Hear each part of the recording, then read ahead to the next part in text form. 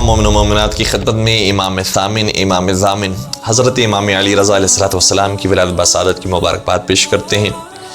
آج پوری دنیا میں جو کرونا وائرس پھیل چکا ہے اور اب پاکستان اور ہندوستان میں بہت تیزی سے عام ہو رہا ہے، پروردگار تمام مومن و مومنات کی حفاظت فرمائے، اور جو اس دنیا میں نہیں رہے پروردگار انہیں جوار معصومین میں جگہ عنایت فرمائے۔ یہ کرونا وائرس صحیح ہے، اس کی بہت ساری وجوہات ہو سکتی ہیں، لیکن ایک عجیب وجہ امام علی رضا علیہ السلام نے بیان فرمائی، اور اگر انسان اس پر توجہ کرے تو شاید اس کا سد باب ہو سکے۔ امام شاہ فرماتے ہیں کہ کلما احدث العباد من الذنوب ما لم يكونوا يعملون احدث اللہ لهم من البلاء ما لم يكونوا يعرفون۔ امام شاہ فرماتے ہیں کہ جب لوگوں نے ایسے گناہ کیے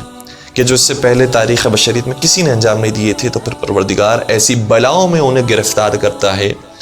جو اس سے پہلے کبھی نازل نہیں کی ہو، جس کا علاج وہ نہیں جانتے۔ اور یہ بھی امام رضا علیہ السلام کی حدیث کا ایک مفہوم ہے کہ امام شاہ فرماتے ہیں کہ جب پروردگار کسی قوم پر بلا نازل کرنا چاہتا ہے، کسی قوم پر وبا اور بیماری نازل کرنا چاہتا ہے، تو اس کا علاج لوگوں کے ذہنوں سے نکال دیتا ہے، اور جب تک وہ بلا باقی رکھنا چاہتا ہے اس کا علاج وہ نہیں جانتے، اور جب اس بلا کو اور بیماری کو ختم کرنا چاہتا ہے تو پھر اس کا علم اور اس کی عقل دوبارہ سے لوگوں کو عطا فرماتا ہے۔ آج ڈاکٹرز جو کلوننگ کا دعویٰ کر رہے تھے، جو ایٹمز کو جانتے تھے، سیلز کو جانتے تھے، اور ایسی بڑی بیماریوں کا علاج آسانی سے کر رہے تھے، بڑے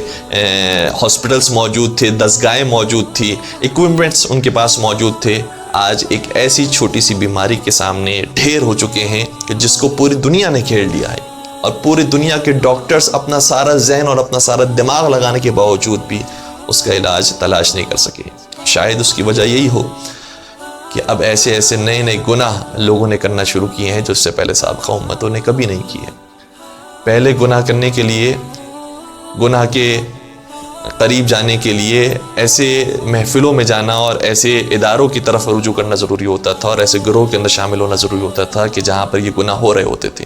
لیکن آج گھروں کے اندر بیٹھ کر، کمروں کے اندر رہ کر، موبائلز کے ساتھ اور انٹرنیٹ کے ذریعے وہ گناہ ہو رہے ہیں کہ جو اس سے پہلے کبھی سابقہ امتوں نے نہیں کی۔ اور صرف فحاشیت کی بات نہیں ہے، اگر چوری اور ڈکیتی کو دیکھا جائے تو پہلے چور اور ڈکیت معلوم ہوا کرتے تھے اور وہ اپنے آپ کو چھپائے کرتے تھے، لیکن آج حکومتیں کچھ اتنی خیانت کار ہو گئی ہیں کہ قانون کے نام پر وہ عوام کو لوٹ رہی ہیں۔ پہلے قتل و غارت گری ہوا کرتی تھی تو قاتل معلوم ہوتے تھے، ڈکیت معلوم ہوتے تھے، لیکن آج ویپنس آف ماس ڈسٹرکشن کے نام پر بے گناہ عوام کے اوپر ایسے ظلم ڈھانا اور ایسے میزائلز اور بم دھماکے کرنا کہ جس سے بے گناہ اور معصوم لوگ قتل کیے جا رہے ہوں، اس سے پہلے کبھی نہیں ہوا۔ انشاءاللہ پروردگار اس گناہ سے اور اس قسم کے گناہوں سے ہم سب کو نجات عطا فرمائے، اور اس کے ذریعے اس بلا کو پورے عالم بشریت سے دور فرمائے۔ دیکھیں، بلا اور چیز ہے، عذاب اور چیز ہے۔ جب عذاب آتا ہے تو عذاب آنے کے بعد کسی کو توبہ اور معافی کی مہلت نہیں ملتی، لیکن جب بلا پروردگار کسی قوم میں نازل کرتا ہے تو پھر اس کی معافی کی گنجائش ہوتی ہے، اس سے توبہ انسان کر سکتا ہے۔ دعائے کمیل کے اندر حضرت مولا کائنات شاہ فرماتے ہیں کہ اللہم اغفر لی الذنوب التی تنزل البلا، پروردگار ان گناہوں کو معاف فرما دے کہ جن سے بلائیں نازل ہوتی ہیں۔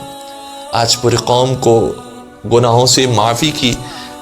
کوشش کرنا چاہیے، اور صرف معافی زبانی کلامی کا نام نہیں ہے، حتیٰ دعائے کمیل اگر پڑھی جاتی ہے تو دعائے کمیل صرف لبوں پر موجود نہ ہو، بلکہ اس کے ترجمے کو پڑھنے کے بعد انسان اپنے دلوں کے اندر اس دعا کو اتار سکے اور اپنی آنکھوں سے اشک کو جاری کر سکے کہ پروردگار جو ہم سے خطائیں ہوئی ہیں، جو ہم سے گناہ سرزد ہوئے ہیں، پروردگار ان تمام گناہوں کو ہم سے معاف فرما، اور اس الارم کو جو تو نے پوری دنیا کے اندر بجا دیا ہے، اس الارم کے ذریعے ہم سب کو بیدار ہونے کی توفیق عطا فرما۔ دعائے کمیل کے اندر مولا متقیان کے جملے یہ ہیں کہ یا من اسمہ دوا و ذکرہ شفا، اے وہ ذات کہ جس کا نام ہی دوا ہے اور جس کا ذکر ہی شفا ہے۔ انشاءاللہ پروردگار ہم تمام کو اس بیماری سے نجات عطا فرما۔